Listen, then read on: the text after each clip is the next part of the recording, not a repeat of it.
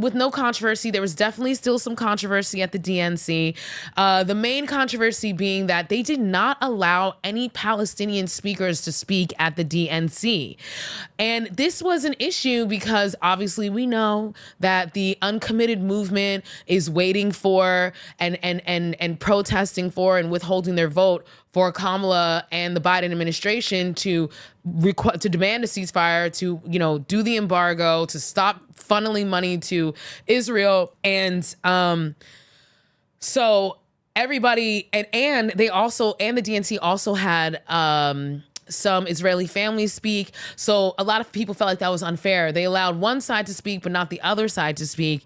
And I agree. Like, I think it's fucked up. It sucks that they didn't do that. But I also simultaneously understand why they didn't. I mean, it makes sense. Like, there's no way that they were going to jeopardize what essentially is a pep rally, right? Like, let's think about it. This is a pep rally for Kamala Harris. Essentially, it's like, if you don't enthusiastically support her, then you really can't be out there, And so I understand why they made that decision. Just logistically, just strategically, it makes sense. You never know if someone's going to go off book, even because they said that they had an approved speech, et cetera, et cetera.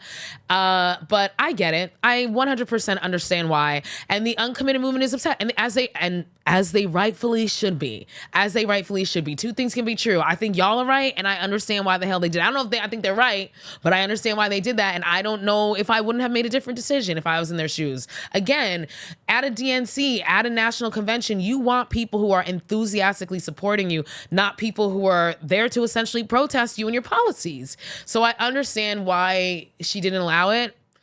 I wish she could have found like a middle ground, found an enthusiastic Palestinian supporter. But even if she did, they would have just turned around and be like, oh, that Palestinian is not good enough. That's a sellout Palestinian. So, it's like you damned if you don't, damned if you do. So, I see why they made the decision that they did.